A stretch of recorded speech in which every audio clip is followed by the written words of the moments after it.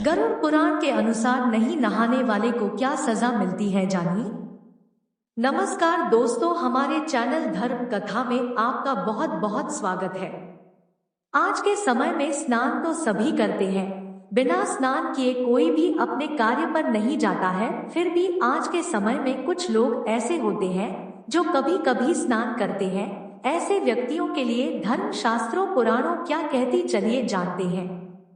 आज हम जानेंगे स्नान से जुड़े रहस्य के बारे में, जो हिंदू धर्म शास्त्रों में एवं पुराणों में कई क्रियाओं का वर्णन किया गया कि जैसे मनुष्य को कब स्नान करना चाहिए और किस समय स्नान नहीं करना चाहिए।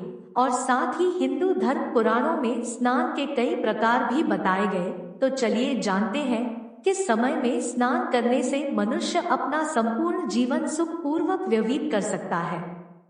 गरुड़ पुराण के अनुसार प्रतिदिन स्नान नहीं करने के नुकसान। गरुड़ पुराण के अनुसार जो व्यक्ति प्रतिदिन शास्त्र में वर्णित क्रियाओं का नियमित रूप से पालन करता है, उसे ही दिव्य ज्ञान की प्राप्ति होती है। गरुड़ पुराण में बताया गया कि मनुष्य को ब्रह्मा मुहूर्त में उठकर धर्म और अर्थ का चिंतन करना चाहिए। प्रातः काल स्नान करने से मनुष्य को लौकिक और पारलौकिक फलों की प्राप्ति होती है। मनुष्य को ब्रह्मा मुहूर्त में उठकर सूर्योदय से पहले शौच आदि क्रियाओं से निवृत्त होकर पवित्र जल में स्नान करना उत्तम बताया गया है। प्रातः काल स्नान करने से पाप कर्म करने वाले मनुष्य भी पवित्र हो जाते हैं, इसलिए यत्नपूर्वक प्रातः काल स्नान करना चाहिए।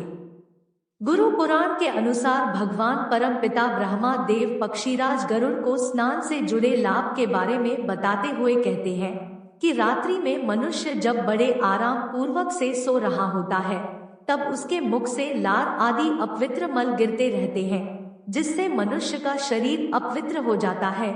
इसलिए सुबह उठकर धार्मिक कार्य करने से पहले स्नान करके इस शरीर की अपवित्रता को दूर करना अति आवश्यक है। इसलिए मनुष्य को चाहिए सुबह उठकर प्रातःकाल नियमित आवश्यक क्रियाओं से निर्वृत्त होकर सबसे पहले स्नान करे, उसके बाद ही कोई धार्मिक कार्य करे। उसके बाद आगे ब्रह्मा जी कहते हैं, बिना स्नान किए धार्मिक कार्य करने से कोई भी फल नहीं मिलता। इसके विपरीत बिना स्नान किए हुए धार्मिक कार्य करने वाला मनुष्य गरुड़ पुराण के अनुसार पापी माना जाता है और उस मनुष्य को हमेशा दुख और कष्टों का ही सामना करना पड़ता है। उसके बाद ब्रह्मा जी कहते हैं कि प्रतिदिन स्नान ना करना ये पाप की श्रेणी में तो नहीं आता है, लेकिन प्रतिदिन सूर्योदय से पहले स्नान करना मनुष्य का धर्म माना गया है। साथ ही ब्रह्मा जी कहते हैं कि यदि कोई व्यक्ति बिना स्नान किए नए दिन की शुरुआत करता है तो उसका कोई काम नहीं बनता। इसका कारण यह भी है कि बिना स्नान किए व्यक्ति के आसपास नकारात्मक शक्तियों का प्रभाव बना रहता है और धर्म शास्त्रों के अनुसार नकारात्मक शक्तियां वही वास करती है जहां अपवित्रता का वास हो। इसलिए गरुड़ पुराण में कहा गया है कि जो व्यक्ति प्रतिदिन स्नान नहीं करता वह अनजाने में ही नकारात्मक शक्तियों को अपनी ओर आकर्षित कर लेता है।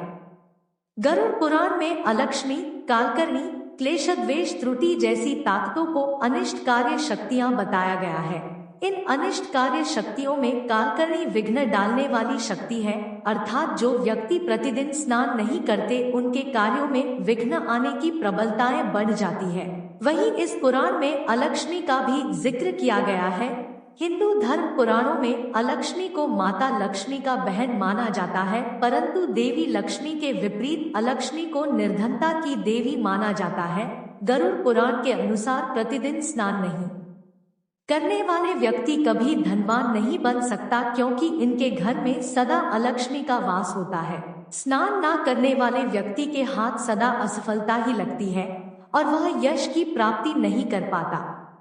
इसके अलावा ब्रह्मा जी आगे कहते हैं कि स्नान ना करने वाला व्यक्ति अपने निजी जीवन में भी भारी क्लेश से घिरा रहता है और साथ ही यह भी माना जाता है कि स्नान करने से दुष्ट स्वप्न और दुर्विचार से होने वाले पाप भी धुल जाते हैं और मनुष्य अपने दिन की शुरुआत इन पापों से मुक्ति पाकर करता है। दोस्तों, अगर आपको हमारी दी गई जानकारी अच्छी लगी हो तो वीडियो को लाइक करें और चैनल को सब्सक्राइब जरूर करें। राधे कृष्णा।